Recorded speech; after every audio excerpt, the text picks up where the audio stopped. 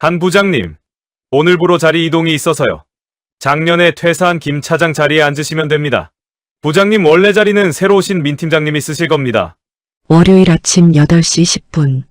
한기수 부장은 출근하자마자 그 자리에서 발걸음을 멈췄습니다. 33년 동안 앉았던 자기 책상이 없어져 있었습니다.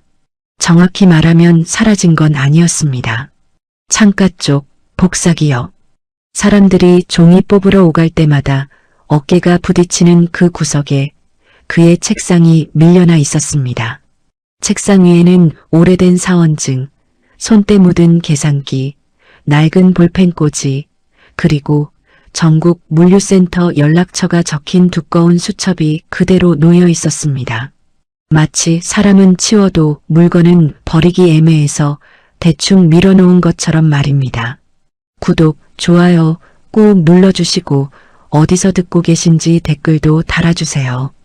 그곳에 행운과 행복이 가득하길 바랄게요. 사연 시작합니다. 한기수는 한참 동안 아무 말도 못했습니다. 그때 뒤에서 젊은 남자의 목소리가 들렸습니다. 아, 부장님 오셨네요. 새로 부임한 물류역 신팀장 민도윤이었습니다. 나이는 36, 본사에서 내려온 인재라며 소문이 자자한 사람이었습니다. 말끔한 정장, 번쩍이는 노트북, 빠른 말투. 그의 뒤에는 젊은 직원들이 줄줄이 따라붙어 있었습니다. 민도윤은 한기수의 예전 자리, 부서 한가운데 놓인 넓은 책상에 가방을 내려놓으며 웃었습니다. 자리 재배치가 좀 있었습니다. 부장님은 이제 현업보다 인수인계랑 자료 정리 쪽이 맞을 것 같아서요. 인수인계, 자료 정리. 그 말이 한기수의 귀에 천천히 박혔습니다. 그는 웃어 보이려 했습니다. 그래요. 뭐 회사에서 정한 일이면 따라야지. 목소리는 멀쩡했지만 손끝이 살짝 떨렸습니다. 주변 직원들은 아무도 눈을 마주치지 않았습니다. 어제까지만 해도 부장님, 이 거래처는 어떻게 해야 합니까? 하고 묻던 대리도 부장님 아니면 창고 쪽은 답이 없습니다 하던 과장도 전부 모니터만 보고 있었습니다. 그 순간 한기수는 알았습니다. 사람이 회사에서 밀려나는 건 어느 날 갑자기 사직서를 받는 게 아니었습니다. 먼저 책상이 밀려나고 그 다음 말이 줄어들고 마지막에는 아무도 나를 찾지 않게 되는 것이었습니다. 오전 9시 전체 회의가 열렸습니다. 한기수는 늘 앉던 자리로 가려다 멈췄습니다. 그 자리에는 이미 민도윤이 앉아 있었습니다. 부장님은 뒤쪽에 앉으시죠. 누군가 작게 말했습니다. 한기수는 회의실 맨 뒤 접이식 의자에 앉았습니다. 정년까지 남은 시간 6개월. 그는 속으로 되뇌었습니다. 그래, 참자. 딱 6개월만 참으면 된다. 퇴직금 받고 정년식하고 조용히 나가면 된다. 하지만 회의가 시작되자마자 그 다짐은 무너졌습니다. 민도윤이 화면에 오래된 물류 배차표를 띄웠습니다. 그건 한기수가 20년 넘게 다듬어온 방식이었습니다. 전국 대리점 사정, 지방도로 상황, 명절 물량 흐름까지 반영된 자료였습니다. 민도윤은 레이저 포인터로 그 표를 가리키며 말했습니다. 이게 바로 우리 회사가 아직도 구식이라는 증거입니다. 회의실이 조용해졌습니다. 감으로 배차하고 전화로 확인하고 담당자 성격 봐가며 일정 조정하고. 솔직히 말씀드리면 이런 방식은 이제 박물관에나 있어야 합니다. 한기수는 가만히 고개를 들었습니다. 민도윤은 웃으며 말을 이었습니다. 물론 부장님 세대가 고생하신 건 압니다. 그런데 고생한 것과 일을 잘하는 건 다른 문제죠. 그 말에 몇몇 젊은 직원들이 어색하게 웃었습니다. 크게 웃지는 못했지만 그 작은 웃음이 한기수의 가슴을 더 깊이 찔렀습니다. 한기수는 한마디 하고 싶었습니다. 그 표 하나 만들려고 내가 겨울밤 고속도로에서 납품차 기다린 적이 몇 번인지 아느냐? 폭설로 길 막혔을 때 거래처 사장에게 새벽 4시에 전화해서 욕먹어가며 물건 넣은 사람이 누구인지 아느냐? 너희가 숫자로 보는 그 거래처들이 나한테는 얼굴 있고 사연 있는 사람들이었다. 하지만 그는 아무 말도 하지 않았습니다. 정년 6개월. 그 숫자가 그의 입을 틀어막고 있었습니다.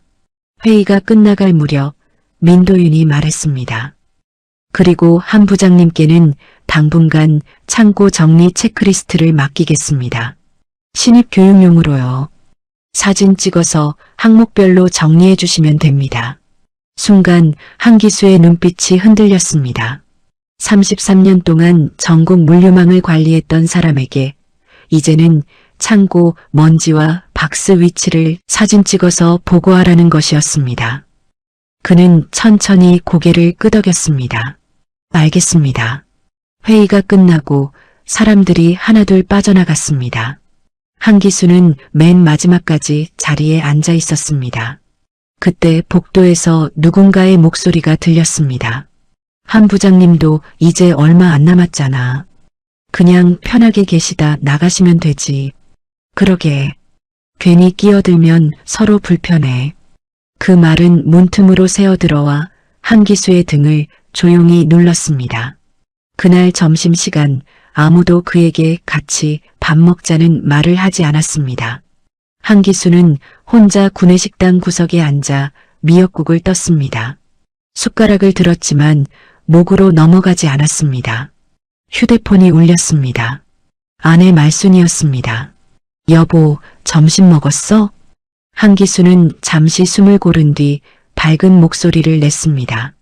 그럼, 먹고 있지. 오늘 미역국 나왔네. 회사 괜찮아? 그 한마디에 한기수는 대답을 못했습니다.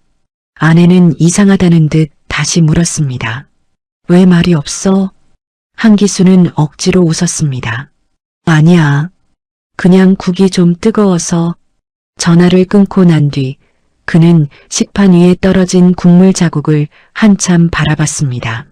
그날 오후 그는 복사기 옆 새자리로 돌아왔습니다. 누군가 복사를 하러 올 때마다 종이가 빠져나오는 소리, 기계가 돌아가는 소리, 직원들이 지나가며 나누는 웃음소리가 바로 옆에서 들렸습니다. 한기수는 낡은 수첩을 꺼냈습니다. 거기에는 33년 동안 적어온 거래처, 이름과 납품 기록, 사람들의 사정이 빼곡히 적혀 있었습니다. 그는 손바닥으로 수첩 표지를 천천히 쓸었습니다. 내가 정말 이렇게 끝나는 건가? 그때 민도윤이 지나가다 툭 던지듯 말했습니다. 부장님, 그 수첩도 나중에 버리실 거면 저희가 스캔이나 해둘게요. 혹시 쓸만한 게 있을 수도 있으니까요. 한기수는 고개를 들었습니다. 잠깐이었습니다. 정말 잠깐 그의 눈빛이 달라졌습니다. 하지만 그는 다시 고개를 숙였습니다. 아직은 내가 가지고 있지. 그날 퇴근길 한기수는 회사 정문 앞에서 뒤돌아봤습니다. 33년 동안 매일 드나든 건물인데 이상하게 처음 보는 곳처럼 낯설었습니다. 그는 넥타이를 조금 느슨하게 풀었습니다. 정년까지 6개월. 남들은 그 시간이 아깝다며 버티라고 했습니다. 하지만 한기수는 그날 처음으로 생각했습니다. 내가 버티는 건 회사일까? 아니면 모멸일까? 그 질문이 그의 인생을 완전히 다른 길로 밀어넣기 시작했습니다. 그날 이후 한기수 부장의 하루는 이상할 만큼 조용해졌습니다. 예전 같으면 아침에 출근하자마자 전화가 울렸습니다. 부장님, 대전 창고 쪽 물량이 안 맞습니다. 부장님, 부산 대리점에서 급하게 연락 왔습니다. 부장님, 이 거래처는 어떻게 처리해야 합니까? 그런데 이제는 전화가 울리지 않았습니다. 메일함도 조용했습니다. 회의 참석 요청도 오지 않았습니다. 결제 알림도 뜨지 않았습니다. 처음엔 한기수도 애써 좋게 생각했습니다. 정년 앞두고 배려해주는 건가 보지. 이제 좀 쉬라는 뜻이겠지. 그래, 나도 33년 뛰었으면 조금은 내려놓아도 되지. 하지만 그건 배려가 아니었습니다. 그는 천천히 아주 조용히 회사에서 지워지고 있었습니다. 오전 10시쯤 젊은 직원들이 회의실로 우르르 들어가는 모습이 보였습니다. 한기수는 습관처럼 자리에서 일어났습니다. 회의 있어? 막내 대리 하나가 당황한 얼굴로 대답했습니다. 아, 네. 물류개선 회의요. 나는 연락을 못 받았네. 대리는 눈치를 보더니 작게 말했습니다. 민 팀장님이 이번 건은 실무자 중심으로 하자고 하셔서요. 실무자 중심. 한기수는 그 말을 곱씹었습니다. 33년 동안 창고 바닥에서, 납품차 조수석에서, 거래처 사무실 문 앞에서 버텨온 사람에게 이제 실무자가 아니라는 말이었습니다. 그는 아무렇지 않은 척 웃었습니다. 그래, 잘들 해봐. 직원들이 회의실 문을 닫고 들어갔습니다. 유리병 너머로 민도윤 팀장이 화면 앞에서 자신있게 설명하는 모습이 보였습니다. 젊은 직원들은 고개를 끄덕이며 노트북을 두드렸습니다. 한기수는 복사기 옆 자기 자리로 돌아왔습니다. 의자에 앉자마자 복사기가 요란하게 돌아갔습니다. 지잉, 철컥, 지잉, 철컥. 그 소리가 꼭 누군가 옆에서 계속 말하는 것 같았습니다. 당신은 이제 필요 없습니다. 조용히 있다가 나가세요. 괜히 끼어들지 마세요. 점심시간이 되었습니다. 예전에는 한기수가 자리에서 일어나면 후배들이 자연스럽게 따라붙었습니다. 부장님, 오늘은 김치찌개 어떠세요? 부장님, 어제 말씀하신 그 집 갈까요? 하지만 이제는 달랐습니다. 젊은 직원들은 서로 눈짓하더니 우르르 엘리베이터 쪽으로 갔습니다. 한기수가 지갑을 챙겨 일어나는 순간 누군가 말했습니다. 저희 먼저 다녀오겠습니다. 그래. 그 한마디가 전부였습니다. 한기수는 혼자 구내식당으로 내려갔습니다. 식판을 들고 줄을 서는데 뒤에서 젊은 직원 둘의 목소리가 들렸습니다. 한 부장님 진짜 오래 버티시네. 그러게. 정년 얼마 안 남았으면 그냥 편하게 계시다 나가면 되지. 근데 괜히 옆에 있으면 눈치 보이지 않아? 뭘 물어보기도 애매하고. 한기수는 못 들은 척했습니다. 하지만 손에 들고 있던 식판이 아주 조금 흔들렸습니다. 그는 구석자리에 앉아 밥을 먹었습니다. 밥알은 입안에서 모래처럼 굴러다녔습니다. 그때 휴대폰이 울렸습니다. 아내 말순이었습니다. 여보, 점심 먹어? 한기수는 목소리를 가다듬었습니다. 먹고 있지. 오늘은 뭐 나왔어? 제육볶음. 당신 좋아하는 거네. 많이 먹어. 그 말에 한기수는 식판 위 제육볶음을 바라봤습니다. 고기는 거의 손도 대지 못한 채 그대로였습니다. 그래, 많이 먹을게. 말수는 잠시 조용하더니 물었습니다. 요즘 회사에서 무슨 일 있어? 한기수는 숟가락을 내려놓았습니다. 일은 무슨, 그냥 똑같지. 당신 목소리가 안 똑같은데. 아내는 늘 그랬습니다. 말로 다 하지 않아도 숨소리만 듣고도 남편 속을 알아차렸습니다. 한기수는 일부러 웃는 소리를 냈습니다. 정년 다가오니까 그런가 보지. 이제 내가 회사에서 할 일이 줄어서 편해. 말수는 한동안 말이 없었습니다. 그러다 낮은 목소리로 말했습니다. 편한 거랑 외로운 건 달라. 한기수는 대답하지 못했습니다. 여보, 무슨 일 있으면 말해. 혼자 삼키지 말고. 한기수는 식당 벽에 걸린 시계를 바라봤습니다. 아직 오후 근무가 시작되려면 20분이나 남아 있었습니다. 그런데 벌써 가슴이 답답했습니다. 알았어. 걱정 마. 전화를 끊고 나서도 그는 한동안 휴대폰을 내려놓지 못했습니다. 오후에는 민도윤 팀장이 한기수를 불렀습니다. 부장님, 잠깐만요. 한기수는 자리에서 일어났습니다. 말하게. 민도윤은 태블릿 화면을 넘기며 말했습니다. 창고 체크리스트 작업은 어떻게 되고 있습니까? 기존 자료 정리해서 보고하려고 하네. 아니요, 기존 자료 말고요. 사진이 필요합니다. 요즘은 텍스트보다 이미지가 중요합니다. 신입들이 보기 쉽게요. 사진? 네. 바닥 표시선, 팔레트 적재 위치, 폐기 구역, 안전모 보관함. 그런 거 하나하나 찍어서 표로 정리해 주시면 됩니다. 한기수는 잠시 민도윤을 바라봤습니다. 그런 건 현장 직원에게 시켜도 될 일 아닌가? 민도윤은 웃었습니다. 예의는 갖춘 웃음이었지만 그 안에는 분명한 깔봄이 있었습니다. 부장님께서 현장을 제일 잘 아시잖아요. 그리고 솔직히 말씀드리면 이제 중요한 시스템 설계는 저희가 맡는 게 맞고요. 부장님은 경험을 정리해 주시는 역할이 적합합니다. 경험을 정리하는 역할. 그 말은 듣기 좋게 포장되어 있었지만 속뜻은 분명했습니다. 당신은 이제 앞에 나서지 말고 뒤에서 자료나 넘기세요. 한기수는 천천히 고개를 끄덕였습니다. 알겠네. 그날 오후 그는 회사 창고로 내려갔습니다. 오래된 형광등 불빛 아래 수십 년 동안 보아온 박스와 팔레트가 줄지어 있었습니다. 이곳은 한기수에게 그냥 창고가 아니었습니다. 젊은 시절 그는 여기서 밤을 새운 적이 많았습니다. 명절 전날 물량이 터져서 직원들이 다 도망가듯 퇴근한 날에도 그는 혼자 남아 새벽까지 출고 목록을 마쳤습니다. 폭우로 트럭이 늦던 날엔 젖은 박스를 직접 옮기기도 했습니다. 그때는 힘들어도 버틸 이유가 있었습니다.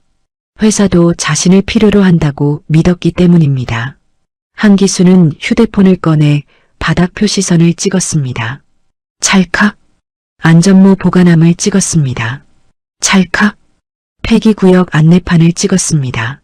찰칵. 사진을 찍을 때마다 마음 어딘가가 조금씩 닳아 없어지는 것 같았습니다.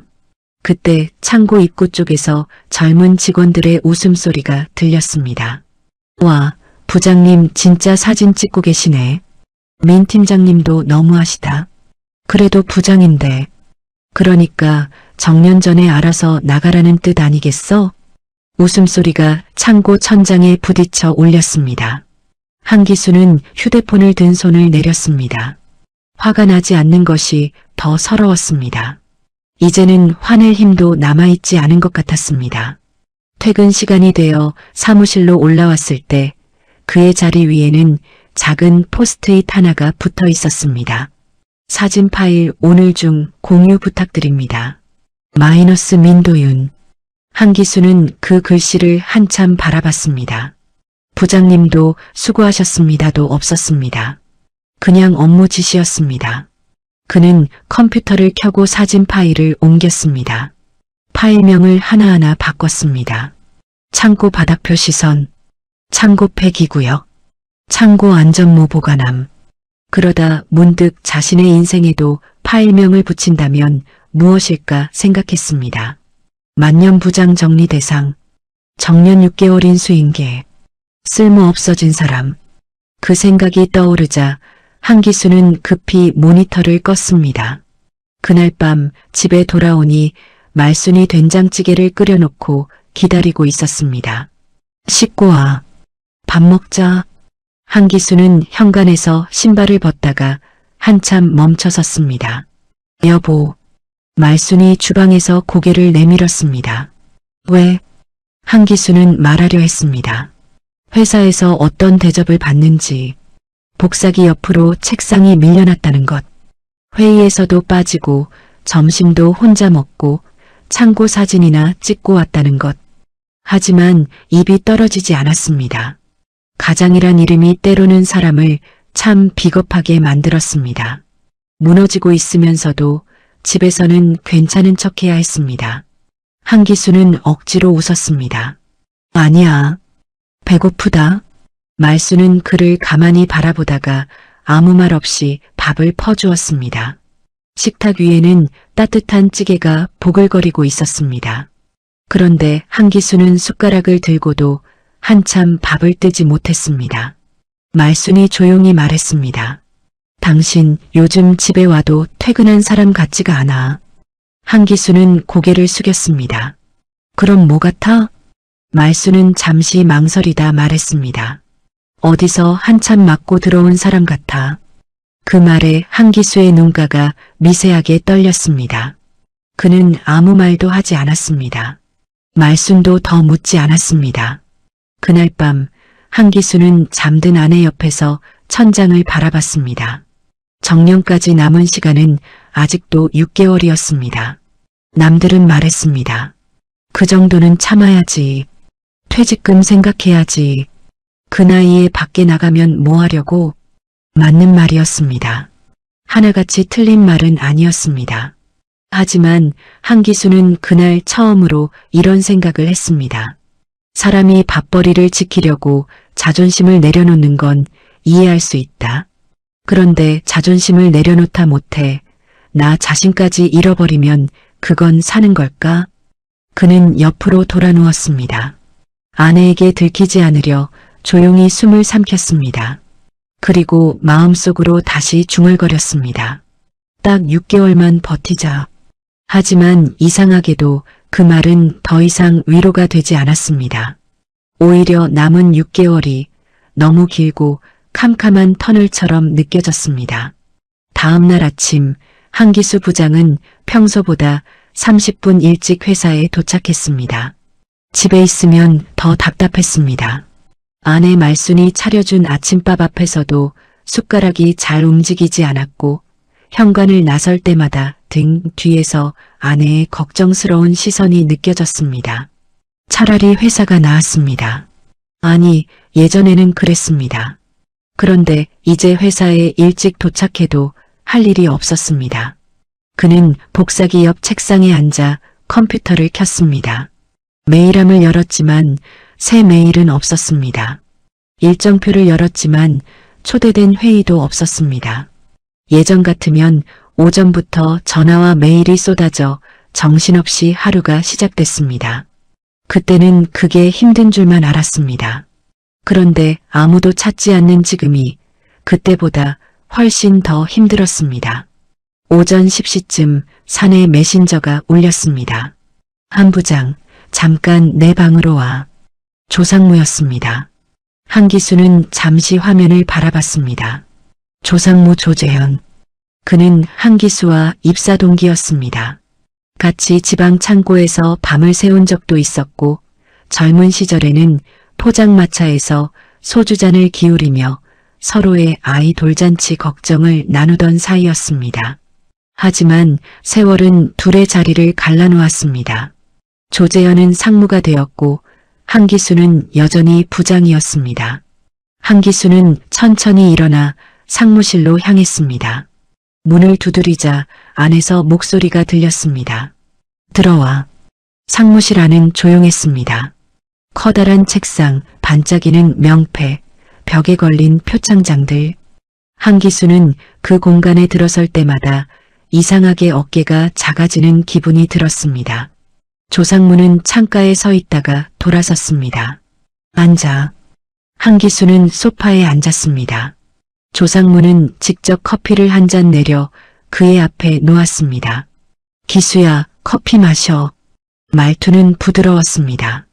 그래서 더 불안했습니다. 한기수가 커피잔을 들기도 전에 조상무가 먼저 입을 열었습니다. 요즘 힘들지? 한기수는 애써 웃었습니다. 뭐, 회사 일이 다 그렇지. 민 팀장이 좀 세게 하지? 젊은 사람이니까. 방식이 다를 수도 있지. 조상무는 가볍게 한숨을 쉬었습니다. 너는 아직도 그렇게 말하더라. 예전부터 그랬어. 싫은 소리도 못하고 억울해도 삼키고. 그 말에 한기수는 잠깐 마음이 풀리는 듯 했습니다. 그래도 동기는 동기구나 싶었습니다. 적어도 자기 마음을 알아주는 사람 하나는 남아있구나 싶었습니다. 하지만 다음 말이 그의 가슴을 무너뜨렸습니다.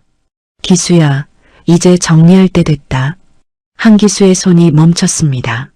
조상무는 커피잔을 내려놓고 말을 이었습니다. 너도 알잖아. 회사 분위기. 요즘 위에서 비용 줄이라고 난리야. 정년 앞둔 사람들 끝까지 끌고 가는 것도 부담이고 나는 정년까지 6개월 남았어. 그러니까 말하는 거야. 6개월 때문에 서로 불편해질 필요 없잖아. 한기수는 조상무를 바라봤습니다. 서로라니, 불편하다니. 그 6개월은 한기수에게 그냥 시간이 아니었습니다. 33년 회사 생활을 스스로 마무리할 수 있는 마지막 자존심이었습니다. 자식에게, 아내에게, 그리고 자기 자신에게. 그래도 나는 정년까지 버텼다고 말할 수 있는 마지막 근거였습니다. 조상무는 한기수의 표정을 보지 못한 척 계속 말했습니다.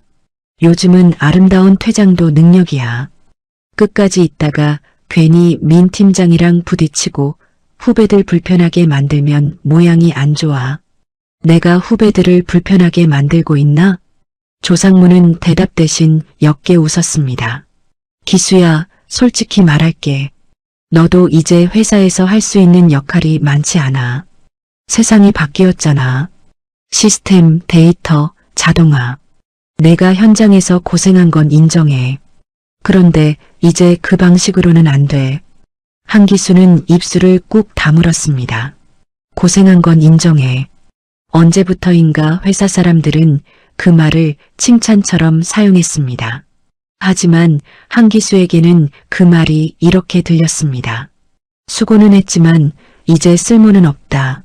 조상무가 서랍에서 봉투 하나를 꺼냈습니다. 인사팀에서 만든 희망퇴직 조건이야. 공식 발표 전인데 너한테 먼저 보여주는 거야. 섭섭하게 생각하지 마. 동기니까 챙겨주는 거다. 한기수는 봉투를 바라봤습니다. 흰 봉투 위에는 아무 글씨도 없었습니다. 그런데도 그것이 마치 해고장처럼 보였습니다. 나가라는 건가? 조상무가 인상을 살짝 찌푸렸습니다. 그렇게 받아들이지 마. 회사도 너 예우하려는 거야.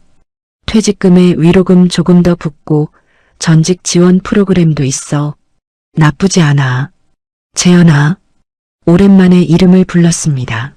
상무님도 아니고 조상무도 아닌 젊은 시절 함께 창고 바닥에서 컵라면 먹던 친구의 이름이었습니다. 조상무의 눈빛이 잠깐 흔들렸습니다. 한기수가 낮은 목소리로 물었습니다. 너는 정말 내가 여기서 아름답게 내려가고 있다고 생각하냐? 방안이 조용해졌습니다. 조상무는 대답하지 못했습니다. 잠시 후 그는 시선을 피하며 말했습니다. 나도 조직 안에 있는 사람이야. 그 한마디가 모든 대답이었습니다. 한기수는 더 이상 묻지 않았습니다. 봉투를 집어들지도 않았습니다. 그는 천천히 자리에서 일어났습니다. 생각해보지. 조상무가 급히 말했습니다. 기수야, 감정적으로 받아들이지 마. 내 나이에 밖에 나가면 더 힘들어. 회사 안에서 마무리하는 게 낫다니까. 한기수는 문고리를 잡고 멈춰 섰습니다. 회사 안에서도 충분히 힘들어. 그 말을 남기고 그는 상무실을 나왔습니다. 복도로 나오자 사무실의 소음이 다시 들려왔습니다. 키보드 두드리는 소리, 전화벨 소리, 복사기 돌아가는 소리. 매일 듣던 소리인데 이상하게 그날은 전부 남의 회사 소리처럼 들렸습니다. 한기수는 자기 자리로 돌아와 앉았습니다. 복사기 옆 구석 자리. 누가 지나갈 때마다 의자가 살짝 흔들렸습니다. 그는 서랍을 열어 오래된 사원증을 꺼냈습니다. 사진 속 그는 젊었습니다. 눈빛도 살아있었고 어깨도 당당했습니다. 입사 첫날 그는 이 회사에서 평생 인정받는 사람이 되고 싶었습니다. 좋은 집도 큰 차도 바라지 않았습니다. 그저 성실하게 일하면 언젠가는 알아줄 거라고 믿었습니다. 그런데 33년이 지난 지금 회사가 그에게 건넨 말은 하나였습니다. 아름답게 내려와라. 한기수는 사원증을 손바닥 위에 올려놓고 한참 바라봤습니다. 그때 민도윤 팀장이 회의실에서 나오며 젊은 직원들에게 말하는 소리가 들렸습니다. 정리될 사람은 빨리 정리돼야 조직이 움직입니다. 미련 때문에 회사 전체가 느려지면 안 되죠. 그 말이 누구를 향한 것인지 굳이 묻지 않아도 알 수 있었습니다. 한기수는 조용히 사원증을 다시 서랍에 넣었습니다. 그리고 처음으로 마음속에서 아주 작은 금이 가는 소리를 들었습니다. 내가 버티는 동안 저 사람들은 나를 기다려주는 게 아니구나. 내가 나가기를 기다리고 있었구나. 그날 퇴근길, 한기수는 회사 앞 횡단보도에 서 있었습니다. 퇴근하는 직원들이 그의 옆을 지나 빠르게 걸어갔습니다. 누군가는 이어폰을 끼고 있었고, 누군가는 웃으며 통화를 했고, 누군가는 커피를 들고 뛰었습니다. 그 사이에서 한기수는 혼자 멈춰 서 있었습니다. 신호가 바뀌었지만 그는 바로 건너지 못했습니다. 머릿속에 조상모의 말이 계속 맴돌았습니다. 아름답게 내려와라. 한기수는 쓴웃음을 지었습니다. 아름답게 내려오는 사람은 적어도 누군가 손이라도 잡아주는 줄 알았습니다. 그런데 지금 그는 내려오는 것이 아니라 조용히 밀려나고 있었습니다. 그리고 그날 밤 한기수는 처음으로 정년까지 남은 달력을 보지 않았습니다. 대신 책상 서랍 깊숙이 넣어두었던 희망퇴직 안내 봉투를 떠올렸습니다. 아직 사표를 쓴 것은 아니었습니다. 하지만 그의 마음은 이미 회사 문 앞에 서 있었습니다. 나갈까? 버틸까? 그 질문이 밤새 그의 가슴을 짓눌렀습니다. 그 주 금요일 오후 민도윤 팀장이 사무실 한가운데서 손뼉을 쳤습니다. 오늘 저녁에 팀 회식이 있습니다. 전원 참석입니다. 젊은 직원들이 작게 환호했습니다. 한기수 부장은 모니터를 보던 눈을 천천히 들었습니다. 회식. 예전 같으면 회식 자리에서 그는 늘 중간에 앉았습니다. 술을 많이 마시는 편은 아니었지만 후배들 잔 비지 않게 챙기고 상사 기분 상하지 않게 분위기를 맞추는 역할은 늘 그의 몫이었습니다. 그런데 이번에는 달랐습니다. 민도윤은 한기수 쪽을 보며 일부러 밝게 말했습니다. 한 부장님도 꼭 오셔야 합니다. 오늘은 의미 있는 자리니까요. 의미 있는 자리. 그 말이 어쩐지 불편했습니다. 퇴근 후 회식 장소는 회사 근처 고깃집이었습니다. 한기수가 도착했을 때 이미 직원들은 자리를 잡고 앉아 있었습니다. 상석에는 민도윤이 앉아 있었고 그 옆에는 조상무가 있었습니다. 한기수의 자리는 출입문 옆 사람들이 오가며 외투를 걸어두는 곳 근처였습니다. 부장님, 여기 앉으시면 됩니다. 막내 직원이 어색하게 웃으며 말했습니다. 한기수는 고개를 끄덕이고 앉았습니다. 문이 열릴 때마다 찬바람이 등을 스쳤습니다. 고기 굽는 연기와 사람들의 웃음소리가 뒤섞여 정신이 없었습니다. 처음에는 평범한 회식처럼 보였습니다. 민도윤은 젊은 직원들에게 술을 따라주며 말했습니다. 앞으로 우리 팀은 완전히 새로워질 겁니다. 낡은 관행 다 걷어내고 데이터 중심으로 갑니다. 직원들은 고개를 끄덕였습니다. 이번 개편만 잘 끝나면 본사에서도 우리 팀을 다르게 볼 겁니다. 조상무도 만족스러운 얼굴로 웃었습니다. 한기수는 조용히 쌈을 싸서 입에 넣었습니다. 맛이 느껴지지 않았습니다. 그때 민도윤이 술잔을 들고 자리에서 일어났습니다. 자, 다들 잠깐만 집중해 주십시오. 사람들의 시선이 그에게 쏠렸습니다. 민도윤은 한기수를 향해 웃었습니다. 오늘은 특별히 한 부장님께 감사 인사를 드리고 싶습니다. 한기수는 멈칫했습니다. 감사 인사라니. 순간 어딘가 이상했지만 그래도 그는 예의상 잔을 들었습니다. 민도윤은 말을 이었습니다. 한 부장님은 우리 회사 물류 역사의 산증인이십니다. 정말 오래 고생하셨죠. 몇몇 직원들이 박수를 쳤습니다. 한기수는 어색하게 고개를 숙였습니다. 그런데 다음 말이 분위기를 바꿨습니다. 그리고 동시에 우리가 왜 바뀌어야 하는지 보여주는 가장 좋은 사례이기도 합니다. 식당 안의 소음이 한순간 멀어지는 듯 했습니다. 민도윤은 웃음을 지우지 않은 채 계속 말했습니다. 감으로 일하고 전화로 때우고 사람 관계에 기대는 방식. 물론 과거에는 통했을 겁니다. 하지만 지금은 다릅니다. 한 부장님 같은 분들이 계셨기에 저희는 배웠습니다. 그는 잔을 살짝 들어 올렸습니다. 과거 방식이 왜 위험한지요? 몇몇 직원들이 어색하게 웃었습니다. 누군가는 고개를 숙였고 누군가는 젓가락으로 고기만 뒤집었습니다. 민도윤은 마지막 말을 던졌습니다. 쉽게 말하면 살아있는 반면교사죠. 그 순간 한기수의 손에 들린 술잔이 아주 작게 흔들렸습니다. 살아있는 반면교사. 그 말이 그의 귀에 박혀 빠지지 않았습니다. 33년을 회사에 바친 결과가 젊은 직원들 앞에서 반면교사라는 말로 정리되고 있었습니다. 그는 천천히 조상무를 바라봤습니다. 조상무는 눈을 피했습니다. 동기였던 사람, 한때 그의 고생을 누구보다 잘 알던 사람은 아무 말도 하지 않았습니다. 누군가 분위기를 수습하려는 듯 말했습니다. 아, 팀장님 농담도 참. 하지만 아무도 제대로 웃지 못했습니다. 민도윤은 여전히 자신이 무슨 잘못을 했는지 모르는 얼굴이었습니다. 부장님, 기분 나쁘게 들으셨다면 죄송합니다. 그런데 변화하려면 이런 얘기도 해야죠. 회사 생각해서 드리는 말씀입니다. 회사 생각. 한기수는 속으로 그 말을 되뇌었습니다. 젊을 때 아이 생일에도 회사 생각을 했습니다. 아내가 몸살로 누워있던 날에도 회사 생각을 했습니다. 명절 전날 밤 고속도로 휴게소에서 컵라면으로 끼니를 때울 때도 회사 생각을 했습니다. 그런데 이제 회사 생각을 하라는 말이 이렇게 들렸습니다. 당신 자존심은 내려놓으시오. 한기수는 잔을 내려놓았습니다. 조용한 소리였지만 그 자리에 있던 몇몇 사람들은 그 소리를 들었습니다.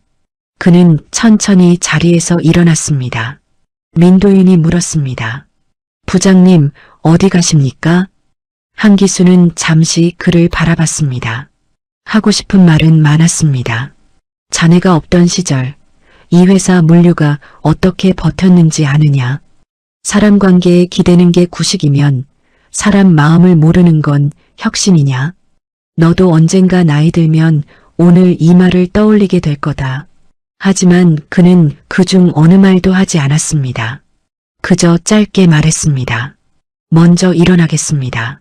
민도윤은 웃으며 말했습니다. 아직 곡이 많이 남았는데요. 부장님, 이런 자리도 적응하셔야 합니다. 한기수는 대답하지 않았습니다. 외투를 집어들고 식당을 나왔습니다. 문이 닫히는 순간 등 뒤에서 다시 사람들의 말소리가 웅성거리기 시작했습니다. 밖에는 찬바람이 불고 있었습니다. 한기수는 넥타이를 조금 느슨하게 풀었습니다. 거리에는 퇴근한 사람들이 삼삼오오 모여 웃고 있었습니다. 그 웃음소리가 이상하게 멀게 느껴졌습니다. 버스 정류장까지 걷는 동안 그는 자꾸만 식당 안장면을 떠올렸습니다. 민도윤의 웃는 얼굴, 젊은 직원들의 어색한 침묵, 조상무의 피하는 눈빛. 그중 가장 아픈 건 민도윤의 말이 아니었습니다. 아무도 말리지 않았다는 사실이었습니다. 버스가 도착했습니다.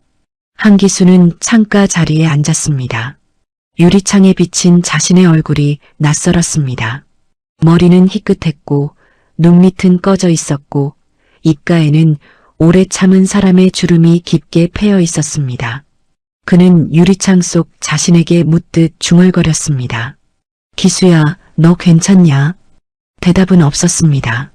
버스가 한강 다리를 건널 때 휴대폰이 울렸습니다. 아내 말순이었습니다. 한기수는 한참을 바라보다 전화를 받았습니다. 여보, 회식이라며. 벌써 끝났어? 그는 목소리를 가다듬었습니다. 조금 일찍 나왔어. 무슨 일 있었어?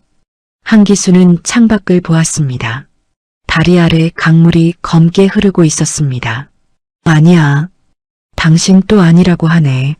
말순의 목소리는 낮고 따뜻했습니다. 한기수는 입술을 깨물었습니다. 그 한마디에 이상하게 눈시울이 뜨거워졌습니다. 여보, 응, 나 잘하고 산 줄 알았는데. 말순은 아무 말도 하지 않았습니다. 한기수는 겨우 말을 이었습니다. 회사에서는 아닌가 봐. 전화기 너머로 말순의 숨소리가 들렸습니다. 그녀는 잠시 후 조용히 말했습니다. 당신이 잘못 산 게 아니야. 몰라보는 사람들이 잘못 본 거지. 한기수는 대답하지 못했습니다. 버스가 정류장에 멈췄습니다. 사람들이 내리고 탔습니다. 누군가는 퇴근길 통화를 하고, 누군가는 장바구니를 들고, 누군가는 피곤한 얼굴로 눈을 감았습니다. 한기수는 그 사람들 사이에 앉아 처음으로 인정했습니다. 자신은 지금 많이 지쳐 있었습니다. 아니, 지친 정도가 아니었습니다. 조금씩 부서지고 있었습니다. 집에 도착한 뒤 그는 말순이 차려놓은 밥상 앞에 앉았습니다. 말순은 아무것도 묻지 않았습니다. 그저 따뜻한 국을 그의 앞에 밀어주었습니다. 한기수는 숟가락을 들다가 멈췄습니다. 그리고 아주 작은 목소리로 말했습니다. 나 6개월 못 버틸 수도 있겠다. 말순의 손이 멈췄습니다. 그녀는 남편을 바라봤습니다. 한기수는 고개를 숙인 채 식탁만 보고 있었습니다. 방 안은 조용했습니다. 그 침묵 속에서 한기수의 마음속 마지막 끈이 아주 천천히 풀리고 있었습니다. 그날 밤 한기수는 거의 잠을 이루지 못했습니다. 옆에서 아내 말순은 자는 척하고 있었습니다. 하지만 한기수는 알았습니다. 아내도 잠들지 못하고 있다는 것을요. 방 안에는 시계 초침 소리만 작게 들렸습니다. 똑, 똑, 똑. 그 소리가 꼭 남은 정년 날짜를 하나씩 지우는 소리 같았습니다. 한기수는 천장을 바라본 채 조용히 눈을 감았습니다. 머릿속에는 회식 자리에서 들은 말이 계속 맴돌았습니다. 살아있는 반면교사죠. 그 말 하나가 이상하게 지워지지 않았습니다. 33년이었습니다. 26 청년이었던 그는 어느새 59의 남자가 되어 있었습니다. 그 사이 머리는 휘어졌고 허리는 굽었고 아이들은 자라 집을 떠났습니다. 그런데 회사는 그 세월을 단 한마디로 정리했습니다. 반면교사. 새벽녘이 되자 한기수는 조용히 일어났습니다. 거실로 나와 식탁 앞에 앉았습니다. 말순이 전날 밤 접어둔 앞치마가 의자에 걸려 있었습니다. 그는 한참 그 앞치마를 바라봤습니다. 말순도 평생을 버텼습니다. 남편 월급날에 맞춰 생활비를 쪼개고 아이들 학원비를 계산하고 친정일에도 시댁일에도 늘 먼저 뛰었습니다. 그런 아내에게 그는 늘 말했습니다. 조금만 참자. 회사만 안정되면 괜찮아질 거야. 정년까지만 가면 마음 편해질 거야. 그런데 그 정년이 이제는 목에 걸린 가시처럼 느껴졌습니다. 아침 6시 말순이 방문을 열고 나왔습니다. 그녀는 식탁에 앉아있는 남편을 보고도 놀라지 않았습니다. 한숨도 못 잤지? 한기수는 고개를 숙였습니다. 말순은 물을 한 잔 따라 그의 앞에 놓았습니다. 회사 갈 거야? 한기수는 한참 뒤에야 대답했습니다. 가야지. 오늘은 뭘 하려고? 그는 물컵을 두 손으로 감쌌습니다. 끝내려고. 말순의 눈빛이 흔들렸습니다. 기수씨. 오랜만에 듣는 이름이었습니다. 아이들 아빠도 아니고 여보도 아닌 젊은 시절 그녀가 부르던 이름. 한기수는 억지로 웃었습니다.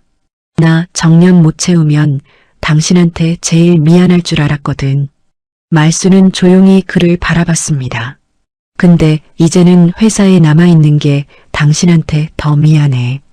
그 말에 말순의 눈가가 붉어졌습니다. 그녀는 남편 앞에 앉아 낮게 말했습니다. 나도 겁나. 당신 회사 나오면 우리 생활 어떻게 될지 겁나. 그런데 말순은 잠시 말을 멈췄다가 천천히 이어갔습니다. 당신이 매일 조금씩 죽어가는 걸 보는 건 더 겁나. 한기수는 아무 말도 하지 못했습니다. 말수는 그의 손등 위에 자신의 손을 얹었습니다. 정년 못 채웠다고 당신 인생이 실패한 건 아니야. 당신이 그만두는 게 아니라 당신을 함부로 대하는 자리에서 나오는 거야. 그 말 한마디가 한기수의 가슴에 조용히 내려앉았습니다. 그는 그날 평소처럼 양복을 입었습니다. 넥타이도 맸습니다. 구두도 닦았습니다. 다만 표정이 달랐습니다. 회사로 향하는 지하철 안에서 그는 손잡이를 잡고 창밖을 바라봤습니다. 출근하는 사람들의 얼굴은 모두 비슷하게 피곤했습니다. 그들 중 누군가는 승진을 꿈꾸고 있을 것이고 누군가는 오늘 하루만 버티자고 생각할 것이고 누군가는 한기수처럼 끝을 준비하고 있을지도 몰랐습니다. 회사 건물 앞에 도착했을 때 그는 잠시 멈춰 섰습니다. 33년 동안 수없이 드나든 정문이었습니다. 비 오는 날도, 눈 오는 날도, 아이가 아프던 날도, 아버지 장례를 치르고 온 다음 날도 그는 이 문을 지나 출근했습니다. 그는 정문을 바라보며 속으로 말했습니다. 나도 할 만큼 했다. 사무실에 들어서자 여느 때와 다름없었습니다. 복사기는 돌아가고 있었고 젊은 직원들은 모니터 앞에서 일하고 있었고 민도인은 회의실에서 누군가와 통화하고 있었습니다. 아무도 한기수의 표정을 보지 않았습니다. 그는 자기 자리로 가서 서랍을 열었습니다. 오래된 수첩, 사원증, 볼펜 몇 자루, 낡은 계산기. 그것들이 그의 33년을 대신 말해주는 물건들이었습니다. 한기수는 종이 한 장을 꺼냈습니다. 사직서. 처음 글자를 쓰는데 시간이 걸렸습니다. 성명 한기수. 소속 물류관리부. 직급부장. 그 다음 줄에서 펜이 멈췄습니다. 사직 사유. 그는 한참을 생각했습니다. 건강상 이유라고 쓸까? 개인 사정이라고 쓸까? 일신상의 사유라고 쓰면 모두가 편할 것입니다. 결국 그는 짧게 적었습니다. 일신상의 사유. 너무 억울한 말이었습니다. 하지만 회사 서류에는 사람의 상처를 적을 칸이 없었습니다. 그는 사직서를 들고 조상무 방으로 향했습니다. 문을 두드리자 조상무가 고개를 들었습니다. 들어와. 한기수는 조용히 들어가 사직서를 책상 위에 놓았습니다. 조상무의 얼굴이 굳었습니다. 기수야, 이게 뭐냐?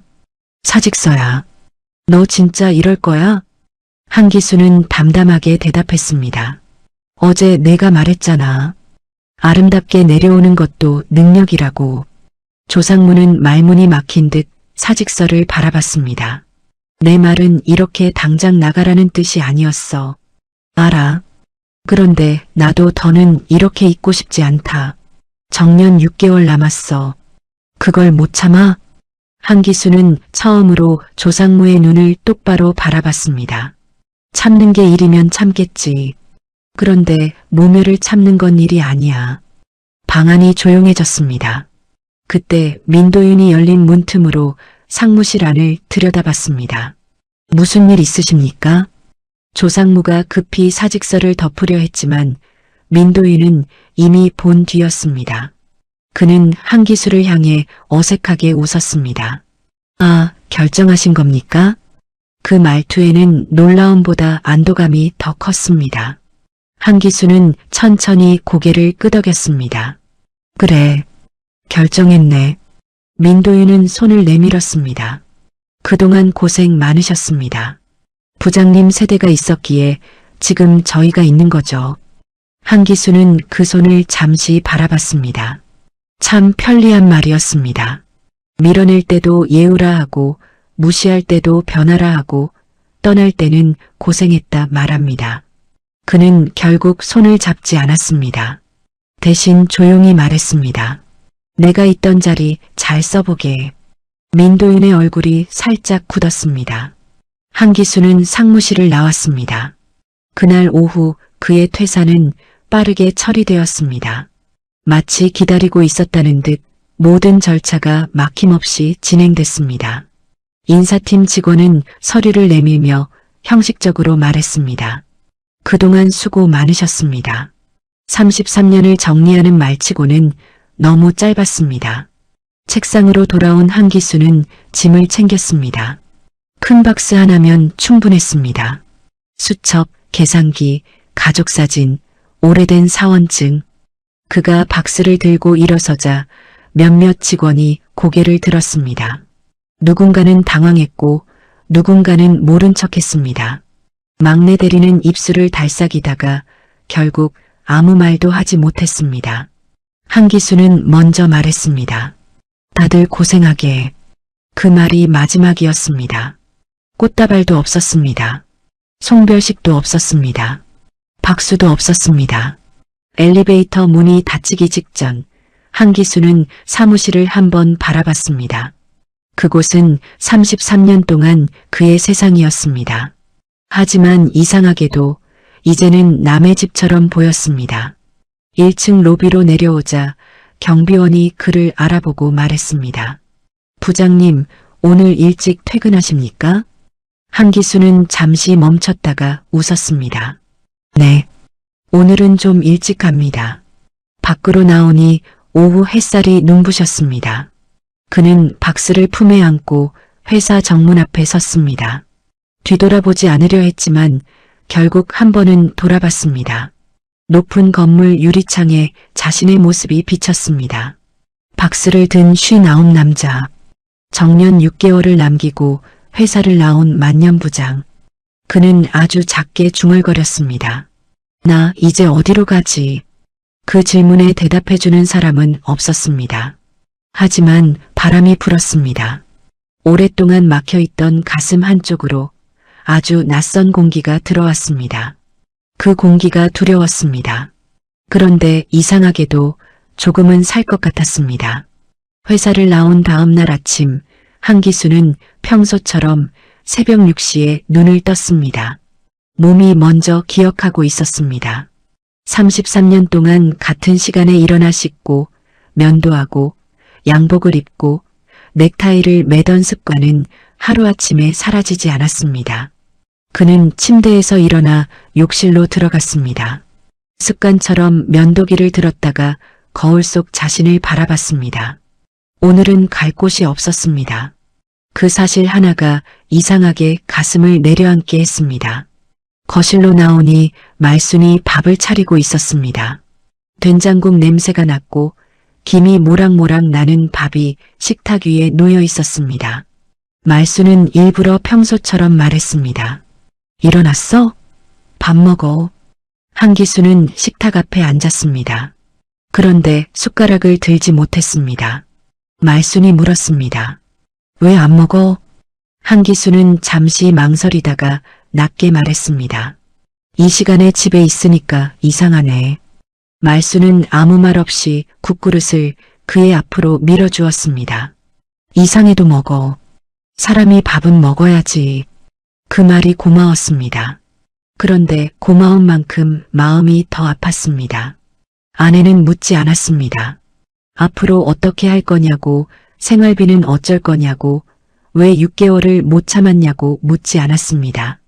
그래서 한기수는 더 미안했습니다. 밥을 먹고 난 뒤 그는 양복 대신 낡은 점퍼를 꺼내 입었습니다. 어디라도 나가 있어야 할 것 같았습니다. 집에 계속 있으면 자신이 정말 쓸모없는 사람이 된 것만 같았습니다. 어디가? 말순이 물었습니다. 그냥 좀 걷고 올게. 멀리 가지 말고. 춥다. 알았어. 한기수는 집을 나섰습니다. 평일 오전의 동네는 낯설었습니다. 그가 회사에 있을 시간, 세상은 이렇게 흘러가고 있었습니다. 어린이집에 아이를 데려다주는 엄마 장바구니를 든 할머니, 택배 상자를 나르는 기사, 가게 문을 여는 상인들, 모두 자기 자리에서 움직이고 있었습니다. 그 사이에서 한기수만 어디에도 속하지 못한 사람처럼 느껴졌습니다. 발길은 자연스럽게 망원시장 쪽으로 향했습니다. 말순이 가끔 반찬거리를 사오던 시장이었습니다. 시장 안은 오전부터 분주했습니다. 생선가게에서는 얼음 깨는 소리가 났고 떡집에서는 김이 피어올랐고 반찬가게 아주머니는 갓 묻힌 나물을 진열하고 있었습니다. 한기수는 천천히 시장 골목을 걸었습니다. 그러다 한 국수집 앞에서 멈춰 섰습니다. 가게 안에서 누군가 짜증 섞인 목소리로 소리치고 있었습니다. 아이고, 이걸 어디다 둔 거야? 육수통이 여기 있으면 사람이 지나가질 못하잖아. 가게 주인은 예수는 넘어 보이는 남자였습니다. 나중에 알게 될 이름 박칠성이었습니다. 국수집 안은 엉망이었습니다. 입구 쪽에는 밀가루 포대가 쌓여 있었고 냉장고 앞에는 반찬통이 놓여 있어 문이 제대로 열리지 않았습니다. 배달용 포장 용기는 계산대 밑에 박혀 있었고 정작 바쁜 시간에 필요한 김치통은 주방 안쪽 깊숙이 들어가 있었습니다. 한기수는 자신도 모르게 중얼거렸습니다. 동선이 완전히 막혔네. 박칠성이 고개를 돌렸습니다. 뭐요? 한기수는 당황해 손을 저었습니다. 아닙니다. 그냥 아니긴 뭘 아니야. 방금 뭐라고 했잖소? 한기수는 머쓱하게 웃었습니다. 제가 예전에 물류 쪽 일을 좀 했습니다. 가게가 좁아서 그런 게 아니라 물건 놓인 순서가 좀 안 맞는 것 같아서요. 박칠성은 그를 위아래로 훑어봤습니다. 물류, 택배기사였소? 한기수는 잠시 멈칫했습니다. 예전 같으면 식품회사 물류관리부 부장입니다라고 말했을 것입니다. 하지만 이제 그 말은 입에 잘 나오지 않았습니다. 그는 짧게 대답했습니다. 비슷합니다. 오래 했습니다. 박칠성은 팔짱을 꼈습니다. 그럼 어디 한번 말해보시오. 뭐가 문제인데? 한기수는 가게 안을 천천히 둘러봤습니다. 순간 이상했습니다. 회사에서는 아무도 묻지 않던 질문을 시장 골목의 작은 국수집 사장이 그에게 묻고 있었습니다. 그는 조심스럽게 손가락으로 가리켰습니다. 일단 육수통은 입구 쪽에 있으면 안 됩니다. 무겁고 뜨거운 건 주방 안쪽에서 바로 움직여야 합니다. 그리고 포장 용기는 계산대 밑에 두면 바쁠 때 허리 숙이다가 시간 다 갑니다. 배달 주문 많으시면 이쪽 벽에 선반을 달고 포장 순서대로 놓는 게 낫습니다. 박칠성의 눈빛이 조금 달라졌습니다. 한기수는 계속 말했습니다. 김치통은 손님상 나가는 빈도가 높으니까 제일 가까운 데 있어야 하고요. 밀가루 포대는 매일 쓰는 양만 빼놓고 나머지는 뒤쪽으로 보내야 합니다. 지금은 자주 쓰는 물건과 가끔 쓰는 물건이 섞여 있어서 사람이 계속 부딪히는 구조입니다. 박칠성은 말없이 가게 안을 다시 봤습니다. 그때 주방에서 일하던 아주머니가 한숨을 쉬며 말했습니다. 맞네. 내가 맨날 김치 가지러 안쪽까지 들어가느라 죽겠다고 했잖아. 박칠성이 헛기침을 했습니다. 그럼 어떻게 바꾸면 되겠소? 한기수는 잠시 망설였습니다. 그냥 지나가던 사람이 괜히 오지랖 부리는 것 같기도 했습니다. 하지만 이상하게 몸이 먼저 움직였습니다. 그는 점퍼 소매를 걷었습니다. 잠깐만 도와드릴까요? 박칠성은 그를 빤히 보다가 피식 웃었습니다. 도와주면 나는 고맙지. 대신 국수 한 그릇은 내겠소. 그렇게 한기수는 회사를 나온 지 하루 만에 시장 국수집에서 박스를 옮기기 시작했습니다. 육수통 위치를 바꾸고 포장 용기를 순서대로 정리하고 반찬통을 손 닿기 쉬운 곳에 놓고 배달 기사들이 서 있을 작은 공간까지 비워냈습니다. 처음엔 주방 아주머니도 반신반의했습니다. 하지만 1시간쯤 지나자 가게 안흐름이 눈에 띄게 달라졌습니다. 사람이 덜 부딪혔고 포장 시간이 줄었고 주문이 들어와도 우왕좌왕하지 않았습니다. 점심시간이 되자 손님들이 몰려왔습니다. 박칠성은 연신 국수를 말았고 주방 아주머니는 반찬을 냈습니다. 한기수는 자연스럽게 포장 주문을 정리했습니다. 비빔국수 2, 잔치국수 1. 포장 먼저 나갑니다. 3번 테이블 김치 더 필요합니다. 배달기사님, 이건 오른쪽 봉투입니다. 국물 새지 않게 세워주세요. 몸이 기억하고 있었습니다. 사람과 물건이 어디서 막히는지, 어떤 순서로 움직여야 흐름이 풀리는지 그는 보자마자 알 수 있었습니다. 2시간 뒤 점심 장사가 끝났을 때 박칠성은 땀을 닦으며 한기수를 바라봤습니다. 이상하네.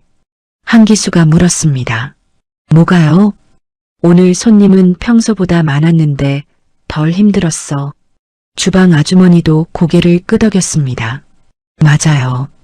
맨날 전쟁 같았는데 오늘은 좀 숨이 쉬어지네. 한기수는 어색하게 웃었습니다. 오랜만이었습니다. 누군가 자신의 일을 보고 고맙다고 말해준 것이요. 박칠성은 국수 한 그릇을 말아 그의 앞에 놓았습니다. 먹어요. 오늘 일당은 이걸로 퉁치면 너무한가? 한기수는 웃으며 젓가락을 들었습니다. 아닙니다. 충분합니다. 뜨거운 국물이 목을 타고 내려갔습니다. 이상하게 눈가가 뜨거워졌습니다. 회사에서 마지막으로 먹은 밥은 모래 같았는데 이 국수는 따뜻했습니다. 박칠성이 물었습니다. 내일도 시간 있소? 한기수는 젓가락을 멈췄습니다. 내일. 그에게 내일을 물어보는 사람이 있었습니다. 회사에서는 남은 6개월을 어떻게 치울지 이야기했는데 여기서는 내일도 와줄 수 있느냐고 묻고 있었습니다.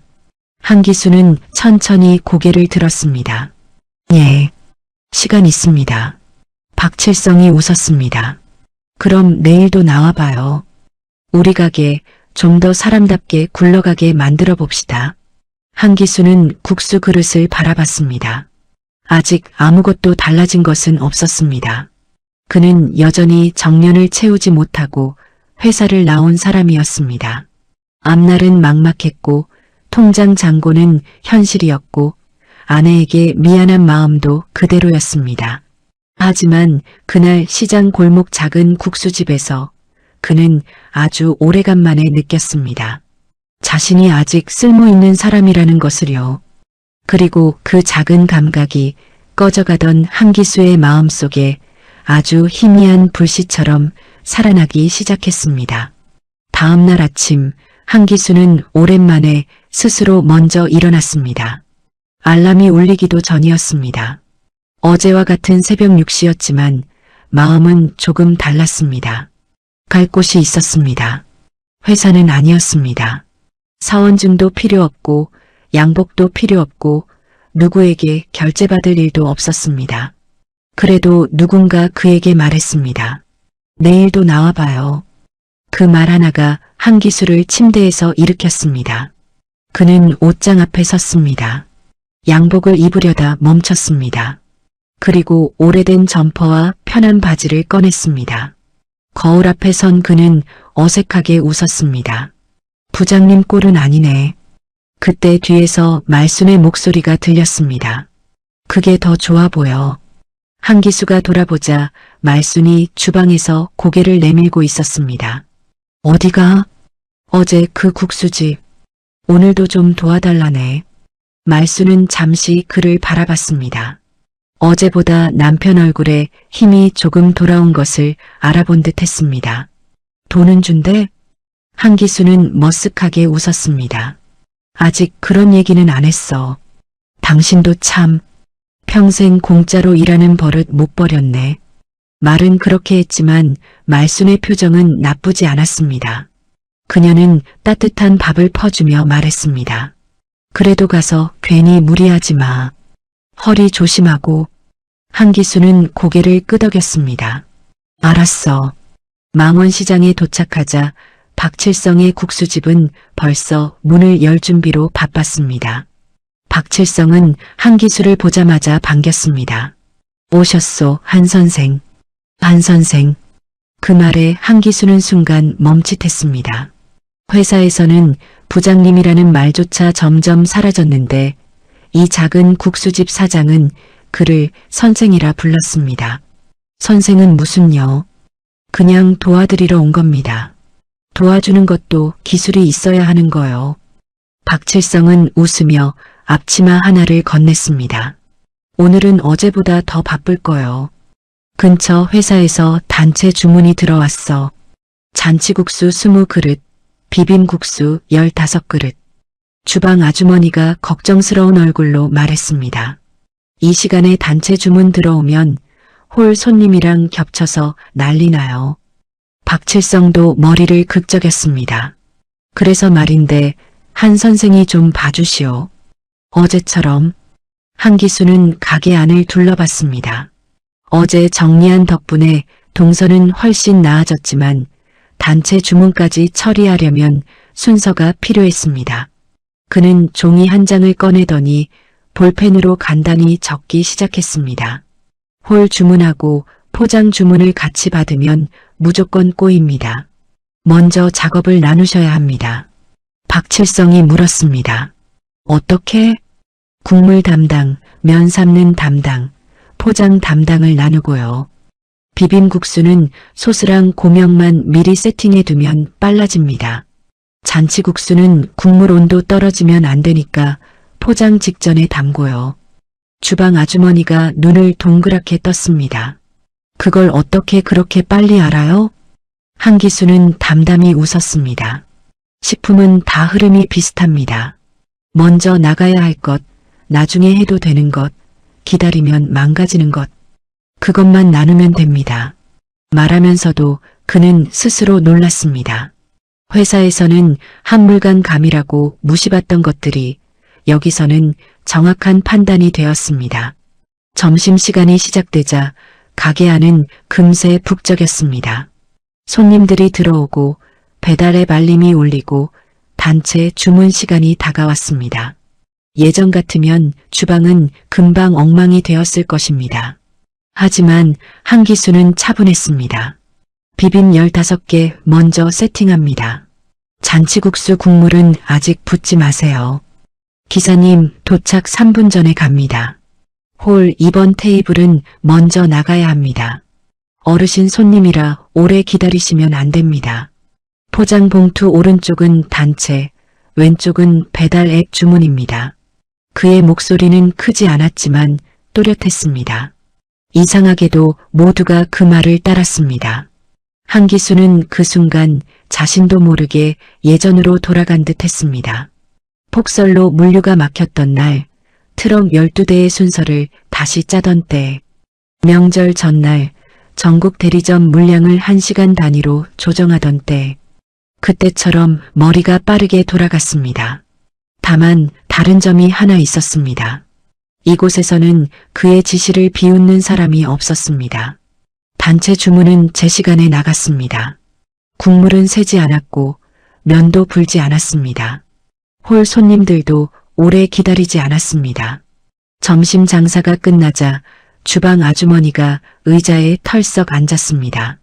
아이고, 오늘 손님 진짜 많았는데 이상하게 덜 힘들었네. 박칠성은 계산대를 정리하다 말고 웃었습니다. 매출 봐라. 어제보다 훨씬 낫다.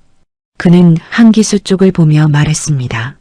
한 선생, 이건 그냥 도와준 수준이 아니오. 우리 가게 숨통을 틔워준 거요. 한기수는 괜히 민망해 앞치마를 만지작거렸습니다. 제가 한 게 뭐 있습니까? 그냥 순서 조금 바꾼 것뿐인데요. 그 순서를 몰라서 우리가 매일 죽어났던 거요. 그 말이 한기수의 마음속 깊이 들어왔습니다. 순서 조금 바꾸는 일, 흐름을 읽는 일, 사람이 덜 부딪히게 만드는 일. 회사에서는 누구도 알아주지 않던 그 일이 누군가의 하루를 편하게 만들고 있었습니다. 그날 오후 국수집 옆 떡집 아주머니가 찾아왔습니다. 저기요, 혹시 이분이 어제 국수집 정리해준 분이에요? 박칠성이 자랑하듯 말했습니다. 그렇지, 우리 한 선생. 떡집 아주머니는 한기수에게 다가와 말했습니다. 우리도 새벽 배송 때문에 죽겠어요. 떡은 남는데 꼭 필요한 건 모자라고. 좀 봐주실 수 있어요? 한기수는 당황했습니다. 제가요? 그때 반찬가게 사장도 끼어들었습니다. 우리 집도 봐줘요. 나물은 버리는 게 많은데 손님 찾는 건 또 없어서 못 팔아요. 순식간에 시장 상인 몇 명이 한기수 주변으로 모였습니다. 한기수는 어쩔 줄 몰라 박칠성을 바라봤습니다. 박칠성은 팔짱을 끼고 웃었습니다. 보시오. 회사는 몰라도 시장은 사람 알아봅니다. 그 한마디에 한기수는 가슴이 뭉클해졌습니다. 퇴근길이 아니었습니다. 하지만 그는 그날 저녁 시장 골목을 나서며 이상하게 퇴근하는 사람처럼 뿌듯했습니다. 집에 돌아오자 말순이 현관에서 물었습니다. 오늘도 국수 한 그릇 먹고 왔어? 한기수는 신발을 벗으며 웃었습니다. 오늘은 국수도 먹고 떡집 일도 봐주고 반찬 가게도 봐달라더라. 말순은 놀란 듯 눈을 크게 떴습니다. 당신이? 응. 이상하지? 뭐가 이상해? 당신 원래 그런 거 잘했잖아. 너무 당연하다는 듯한 말이었습니다. 한기수는 멈춰섰습니다. 회사에서는 아무도 해주지 않던 말을 아내는 아무렇지 않게 했습니다. 당신 원래 그런 거 잘했잖아. 그 한마디에 한기수는 갑자기 웃음이 났습니다. 눈가가 조금 뜨거웠지만 이번에는 참지 않았습니다. 그날 밤 한기수는 오랜만에 밥을 2그릇 먹었습니다. 말수는 모른 척 반찬을 더 놓아주었습니다. 식사를 마친 뒤 한기수는 오래된 수첩을 꺼냈습니다. 예전에는 회사 거래처 이름이 빼곡했던 수첩이었습니다. 그는 빈 페이지를 펼치고 새로 적었습니다. 망원시장 국수집 포장 동선 개선, 떡집 새벽 배송 순서 확인 필요, 반찬가게 재고 회전율 점검. 글씨를 쓰던 그의 손이 멈췄습니다. 이상했습니다. 회사에서 끝났다고 생각한 수첩이 다시 시작의 장부가 되고 있었습니다. 한기수는 펜을 꼭 쥐었습니다. 그리고 아주 작은 목소리로 말했습니다. 아직 끝난 게 아니었네. 그 말은 누구에게 하는 말도 아니었습니다. 자기 자신에게 처음으로 건네는 위로였습니다. 한기수가 시장 골목을 드나든 지 보름쯤 지났을 때였습니다. 이제 망원시장 사람들은 그를 낯선 퇴직자처럼 보지 않았습니다. 국수집 박칠성은 매일 아침 그에게 커피를 내밀었고 떡집 아주머니는 새벽 배송표를 보여주며 의견을 물었습니다. 반찬가게 사장은 남은 나물양을 적어놓고 기다렸습니다. 한 선생, 이거 왜 자꾸 남을까요? 한 선생님, 금요일엔 떡을 얼마나 더 빼야 해요? 이 동선대로 바꾸니까 허리가 덜 아프네. 한기수는 처음엔 그 말들이 민망했습니다. 하지만 하루하루 지나며 마음 한구석이 조금씩 차올랐습니다. 회사에서는 자신이 밀려난 사람 같았는데 이곳에서는 누군가의 하루를 덜 힘들게 해주는 사람이었습니다. 그날 저녁 한기수는 집에 돌아와 식탁 위에 수첩을 펼쳤습니다. 시장 가게별 재고 흐름, 손님이 몰리는 시간, 버려지는 식재료, 양, 배달 지연 이유가 빼곡히 적혀 있었습니다. 말수는 그 수첩을 흘끗 보더니 피식 웃었습니다. 당신 회사 그만두고도 또 회사 다니는 사람처럼 적고 있네. 한기수도 웃었습니다. 그러게, 버릇이 무섭다. 그때 딸 유진이 집에 들어왔습니다. 프리랜서 디자이너로 일하는 유진은 며칠 전부터 부모님 집에 자주 들렀습니다. 아버지가 회사를 나온 뒤로 마음이 쓰였던 것입니다. 유진은 식탁 위 수첩을 보더니 눈을 동그랗게 떴습니다. 아빠, 이거 뭐야? 시장 가게들 좀 봐주고 있어. 유진은 수첩을 넘기다 말고 감탄했습니다. 이거 그냥 메모가 아닌데? 완전 운영 매뉴얼이잖아. 한기수는 손사래를 쳤습니다. 무슨 매뉴얼이야. 그냥 어르신들 장사 편하게 하려고 적은 거지. 그때 말순이 반찬통을 꺼내며 말했습니다. 편하긴 해. 내가 오늘 반찬가게 사장님한테 들었는데 당신이 알려준 대로 발주량 줄였더니 버리는 나물이 절반으로 줄었다더라. 유진은 식탁 위에 놓인 반찬을 바라봤습니다. 가지볶음, 멸치조림, 무생채, 장조림. 전부 말순이 직접 만든 반찬이었습니다. 유진은 젓가락으로 무생채를 집어먹더니 말했습니다. 엄마, 이거 팔아도 되겠다. 말순이 웃었습니다. 얘는 또 무슨 소리야? 집 반찬을 누가 사 먹어? 왜 안 사 먹어? 요즘 혼자 사는 사람들, 맞벌이 부부, 어르신들 다 반찬 사 먹어. 근데 엄마 반찬은 흔한 반찬 가게 맛이 아니야. 집밥 맛이야. 한기수가 끼어들었습니다. 장사는 쉬운 게 아니다. 맛만 있다고 되는 게 아니야. 유진은 바로 아버지를 봤습니다. 그러니까 아빠가 있잖아. 내가, 엄마는 반찬 만들고 아빠는 재고랑 배송 관리하고 나는 디자인이랑 온라인 판매 페이지 만들고 해볼 만하지 않아? 한기수는 당황했습니다. 야, 말이 쉽지. 나이 먹고 무슨 장사를 새로 시작해. 말순도 고개를 저었습니다. 나는 그냥 집에서 가족 먹이는 거나 하지. 사람들 돈 받고 파는 건 겁난다. 유진은 두 사람을 번갈아 보았습니다. 엄마, 아빠, 두 분 다 평생 남 좋은 일만 했잖아.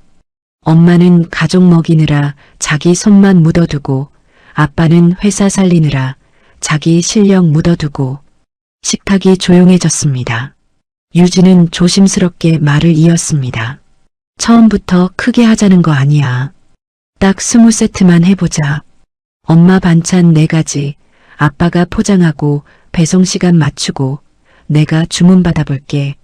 한기수는 쉽게 대답하지 못했습니다. 20세트, 숫자는 작았습니다. 하지만 그 안에는 다시 시작이라는 무거운 말이 들어 있었습니다. 그날 밤 세 사람은 식탁에 둘러앉아 처음으로 작은 계획을 세웠습니다. 반찬 이름은 너무 꾸미지 않기로 했습니다. 멸치조림은 멸치조림, 장조림은 장조림. 다만 문구 하나를 붙였습니다. 오래 먹어도 질리지 않는 집밥 반찬. 유진은 노트북을 열어 간단한 로고를 그렸습니다. 동그란 밥그릇 위에 작은 손글씨처럼 적힌 이름. 말순상해. 말순은 화면을 보자마자 손사래를 쳤습니다. 아이고, 내 이름을 왜 붙여. 창피하게. 유진은 웃었습니다. 엄마 이름이 제일 좋아. 진짜 같잖아. 한기수는 화면 속 글자를 한참 바라봤습니다. 말순상해. 회사 이름도 아니고 거창한 브랜드도 아니었습니다. 하지만 이상하게 마음에 남았습니다. 평생 가족을 위해 부엌에 서 있던 아내의 이름이 처음으로 세상 밖 간판이 되는 순간이었습니다. 며칠 뒤 첫 판매가 시작되었습니다. 유진이 동네 커뮤니티와 지인들에게 글을 올렸습니다. 망원동 엄마 손맛 반찬 첫 시험 판매합니다. 정직한 재료로 만든 집밥 반찬 20세트 한정. 처음 주문 알림이 울렸을 때 말순은 놀라 냄비 뚜껑을 떨어뜨릴 뻔했습니다. 누가 샀어? 유진이 웃으며 말했습니다. 한 세트 팔렸어. 한기수는 괜히 헛기침을 했습니다. 한 세트 가지고 호들갑은. 하지만 그의 입가도 올라가 있었습니다. 그날 오후까지 20세트가 모두 팔렸습니다. 대단한 숫자는 아니었습니다. 하지만 한기수 가족에게는 회사의 어떤 대형 계약보다 더 큰 사건이었습니다. 다음날 새벽부터 말순은 반찬을 만들었습니다. 한기수는 옆에서 용기 수량을 확인하고 냉장 보관 시간을 적고 배송 순서를 짰습니다. 먼저 나갈 집은 가까운 데가 아니라 국물 반찬 있는 집부터야. 흔들리면 안 되니까. 유진이 웃었습니다. 아빠, 진짜 물류 부장님 같다. 한기수는 잠시 멈칫했습니다. 예전 같으면 그 말이 아팠을지도 모릅니다. 하지만 이번에는 달랐습니다. 그는 담담히 대답했습니다. 그래, 이 집 물류는 내가 책임져야지. 포장된 반찬 세트가 식탁 위에 하나둘 쌓였습니다. 말수는 걱정스러운 얼굴로 계속 뚜껑을 확인했고, 유진은 스티커를 붙였고, 한기수는 배송 명단을 들고 시간을 체크했습니다. 첫 배송을 마치고 돌아오는 길, 한기수는 오래된 오토바이 배달 기사와 마주쳤습니다. 기사는 봉투를 받아들고 말했습니다. 이거 반찬집 새로 생긴 거예요? 한기수는 잠시 망설이다가 대답했습니다. 예, 저희 집 겁니다. 저희 집. 그 말이 입 밖으로 나오자 이상하게 가슴이 뛰었습니다. 회사를 다닐 때 그는 늘 우리 회사라고 말했습니다. 하지만 그 회사는 끝내 그의 것이 아니었습니다. 그런데 지금 손에 들린 작은 반찬 봉투는 달랐습니다. 크지는 않아도 서툴러도 이것은 정말 그의 가족이 만든 것이었습니다. 저녁이 되자 첫 후기가 올라왔습니다. 엄마가 해준 반찬 같아서 울컥했어요. 혼자 사는 아버지께 보내드렸는데 맛있다고 전화 오셨어요. 자극적이지 않고 오래 먹을 수 있는 맛이에요. 말수는 휴대폰 화면을 보다가 눈시울을 붉혔습니다. 내 반찬 먹고 누가 이런 말을 다 해주네. 한기수는 말없이 아내의 어깨를 두드렸습니다. 유진은 그 모습을 보며 조용히 말했습니다. 엄마, 아빠, 우리 이거 계속해보자. 한기수는 창밖을 바라봤습니다. 밤이 깊었지만 이상하게 마음은 밝았습니다. 아직 성공이라고 말하기엔 너무 이른 시작이었습니다. 20세트 팔았을 뿐이고 앞으로 넘어야 할 일은 많았습니다. 하지만 분명한 것이 하나 있었습니다. 회사에서 밀려나던 한기수는 이제 없었습니다. 그는 누군가의 허락을 기다리는 사람이 아니라 자기 손으로 하루를 만들어가는 사람이 되어가고 있었습니다. 그날 밤 한기수는 수첩 맨 앞장에 새로 적었습니다. 말순상의 첫 주문 20세트 완판. 그리고 그 아래에 천천히 한 줄을 더 썼습니다. 인생 2막 시작. 말순상에는 생각보다 빠르게 입소문을 탔습니다. 처음에는 동네 사람 몇 명이 호기심으로 주문했습니다. 그 다음에는 혼자 사는 부모님께 보내드리려는 자식들이 주문했고 맞벌이 부부들이 정기 배송을 문의했습니다. 짜지 않아서 좋아요. 어머니가 오래간만에 밥 한 공기 다 드셨대요. 반찬이 화려하진 않은데 이상하게 자꾸 생각나요. 후기가 하나둘 쌓일 때마다 말수는 휴대폰을 들고 한참을 들여다봤습니다. 여보, 이 사람 봐. 우리 장조림 먹고 돌아가신 엄마 생각났대. 한기수는 배송표를 정리하다 말고 웃었습니다. 그러니까 내가 간장 조금 덜 졸이라고 했잖아. 오래 먹을 반찬은 첫맛보다 끝맛이 중요하다니까. 말수는 괜히 타박했습니다. 이제 반찬 맛까지 당신이 가르치려고? 아니, 물리적으로 그렇다는 거지. 두 사람은 마주보고 웃었습니다. 그 웃음은 오래간만에 집안을 환하게 만들었습니다. 회사에서 돌아온 남편의 무거운 한숨이 아니라 새벽장을 보고 돌아온 사람의 피곤하지만 살아있는 숨소리가 집안에 머물렀습니다. 한기수는 매일 새벽 시장을 돌았습니다.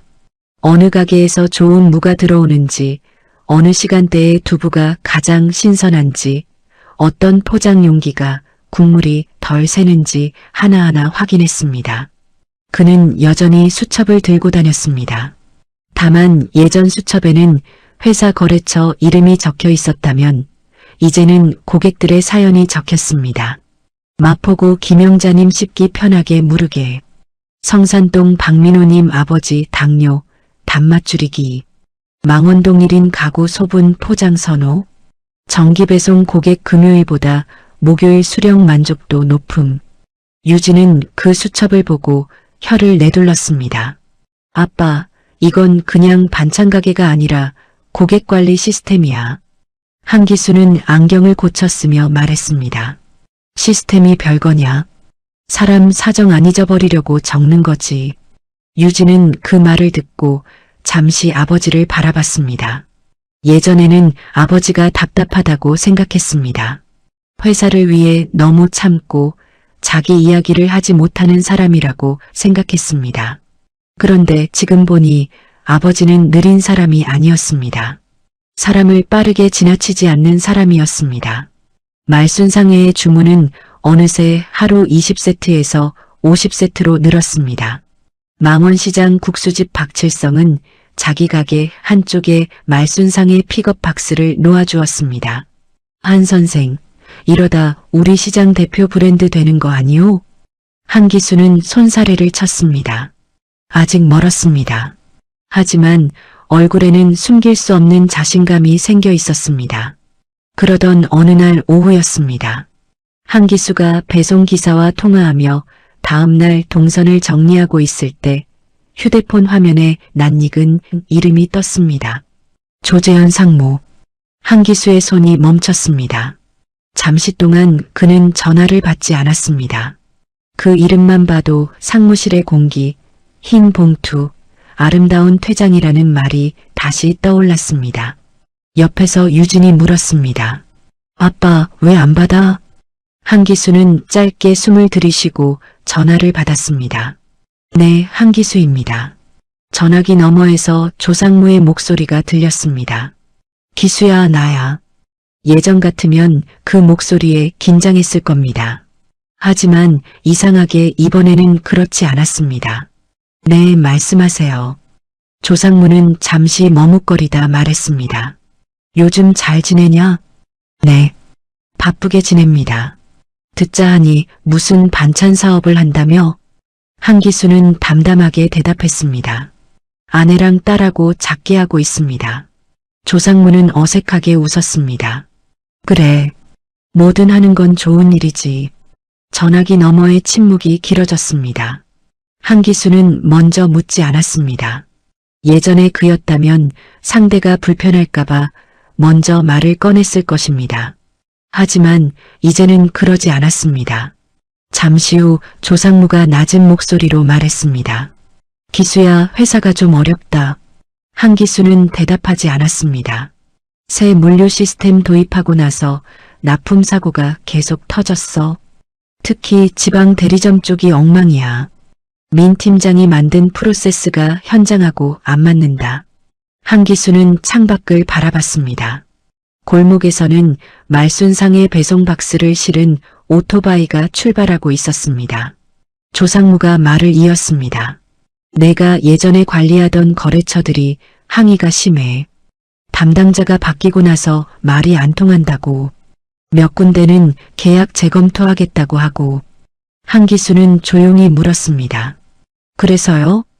조상무가 숨을 삼켰습니다. 다시 와줬으면 한다. 그 말은 한때 한기수가 가장 듣고 싶었던 말이었습니다. 회사에서 필요하다는 말. 아직 당신이 있어야 한다는 말. 당신이 없으니 안 된다는 말. 그런데 이상했습니다. 막상 그 말을 들으니 가슴이 뛰지 않았습니다.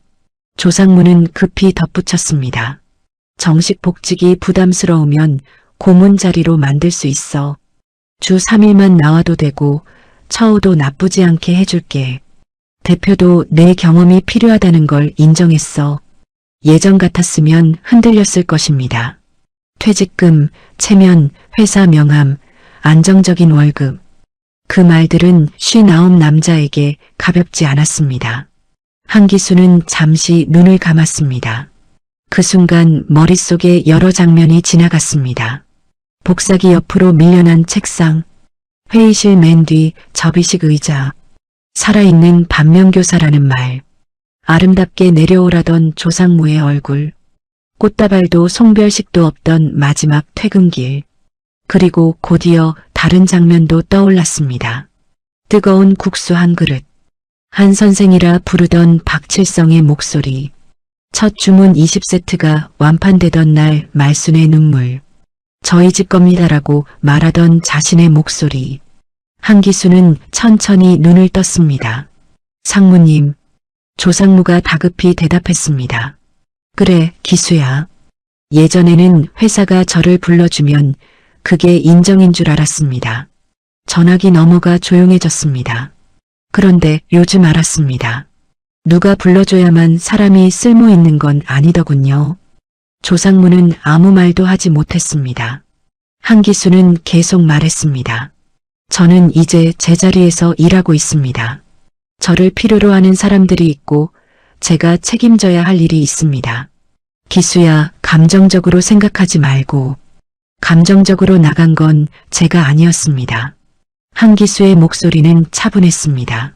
화를 내지도 않았고 따지지도 않았습니다. 그래서 더 단단하게 들렸습니다. 저는 그때 충분히 참았습니다. 그런데 회사는 제가 참는 걸 당연하게 생각했습니다. 조상무는 낮게 한숨을 쉬었습니다. 그럼 정말 안 오겠다는 거냐? 한기수는 말순상의 포장대 쪽을 바라봤습니다.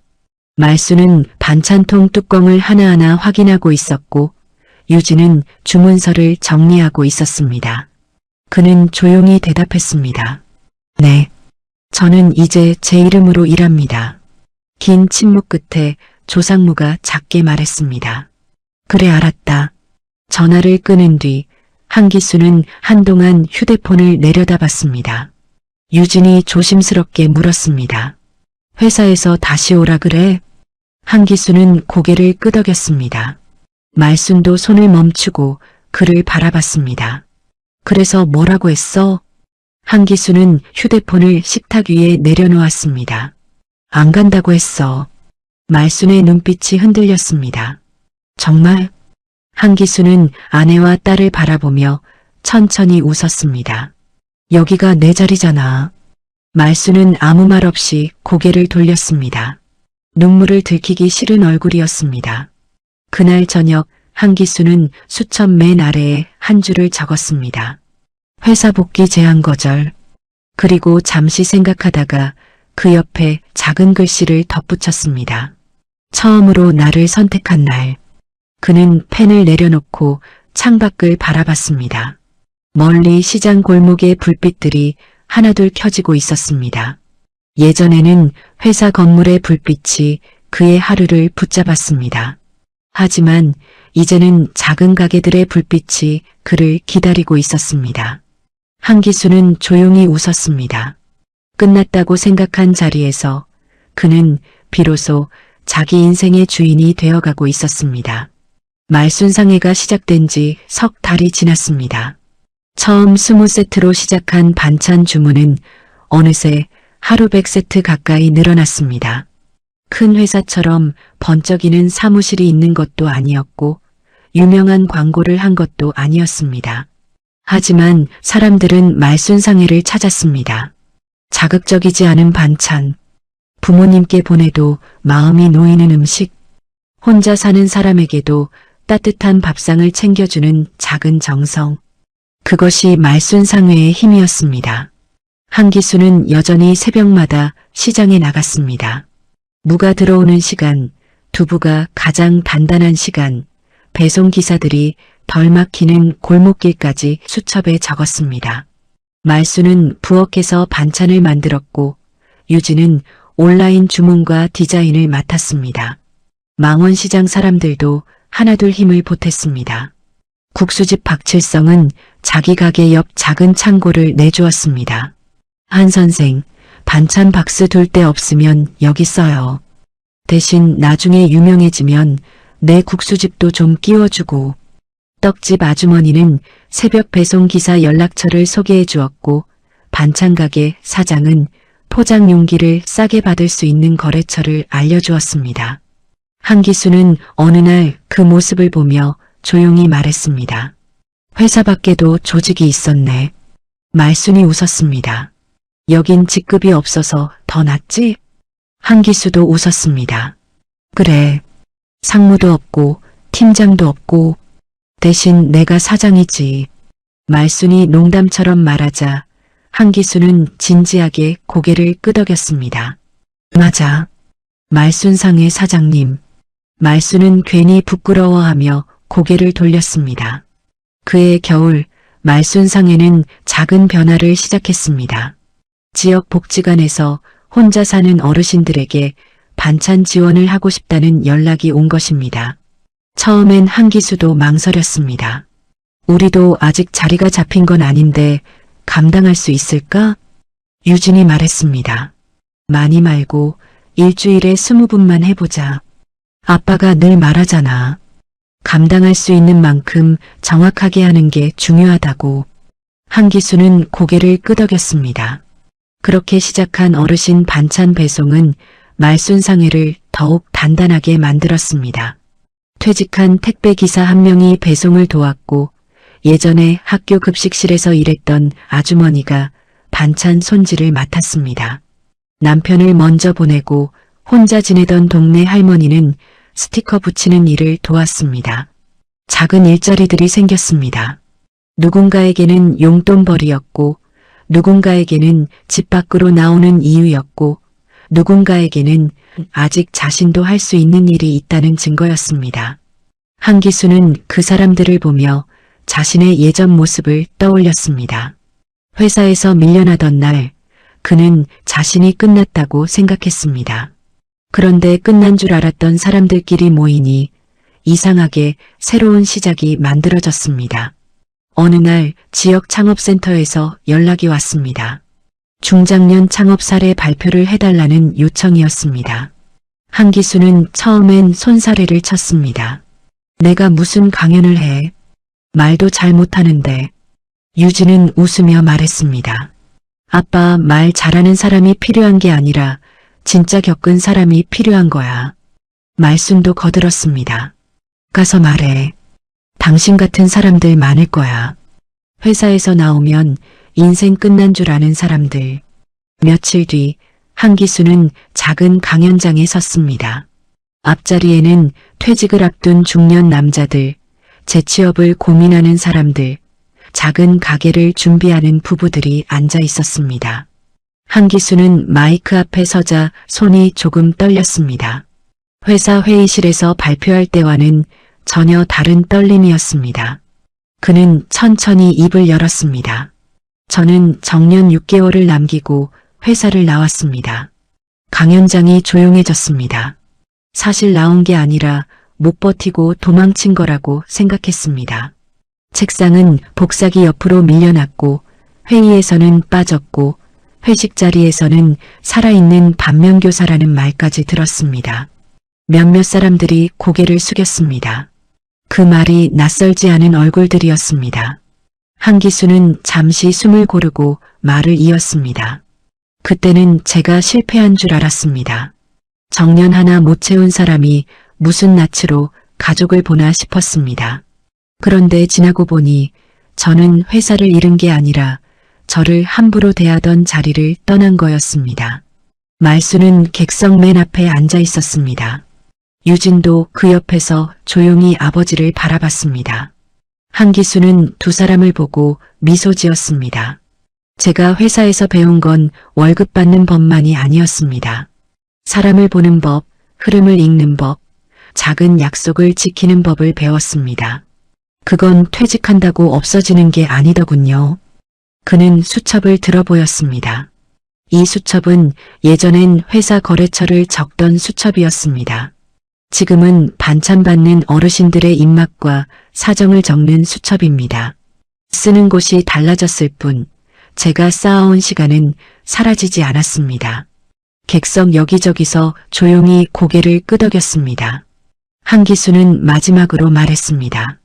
정년을 못 채웠다고 인생이 모자란 건 아닙니다. 회사를 나왔다고 사람이 쓸모 없어지는 것도 아닙니다. 진짜 끝은 밖으로 나오는 날이 아니라 내가 나를 포기하는 날입니다. 잠시 침묵이 흘렀습니다. 그리고 박수가 터졌습니다. 크고 화려한 박수는 아니었습니다. 하지만 한기수에게는 33년 회사 생활 동안 받았던 어떤 박수보다 따뜻했습니다. 강연이 끝난 뒤 한 남자가 다가왔습니다. 머리가 희끗하고 손에는 구겨진 희망퇴직 안내서가 들려 있었습니다. 그는 한기수에게 조심스럽게 말했습니다. 저도 요즘 회사에서 나가라는 눈치를 받고 있습니다. 오늘 오기 전까지는 제 인생이 끝난 줄 알았습니다. 한기수는 그 남자의 손을 잡았습니다. 끝난 거 아닙니다. 다만 다음 장을 아직 못 펼친 것뿐입니다. 그날 저녁 한기수는 말순과 함께 시장 골목을 걸었습니다. 말순상의 앞에는 작은 간판이 환하게 켜져 있었습니다. 말순상에 오래 버틴 사람들의 정직한 밥상. 한기수는 그 간판을 한참 바라봤습니다.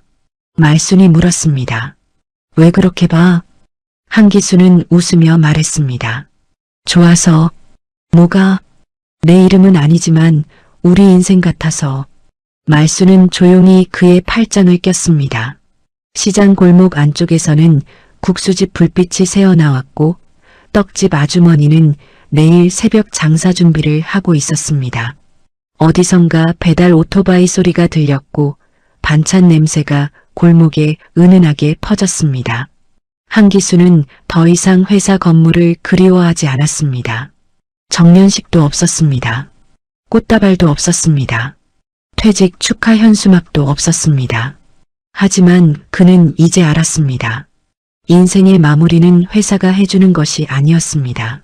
자기 손으로 다시 시작하는 사람이 자기 인생의 끝과 시작을 정하는 것이었습니다. 한기수는 말순의 손을 꼭 잡았습니다. 여보, 응? 나 정년을 못 채운 사람이 아니라. 그는 잠시 말을 멈추고 환하게 웃었습니다. 6개월 먼저 내 인생으로 출근한 사람이었나 봐. 말순도 따라 웃었습니다. 그날 밤 말순상의 간판은 늦게까지 꺼지지 않았습니다. 그리고 한기수의 인생도 이제 막 다시 불이 켜지고 있었습니다. 이 이야기가 가슴에 남는다면 구독, 좋아요, 알림 설정 꾹 눌러주세요. 누군가의 인생이 당신의 이야기일 수 있습니다.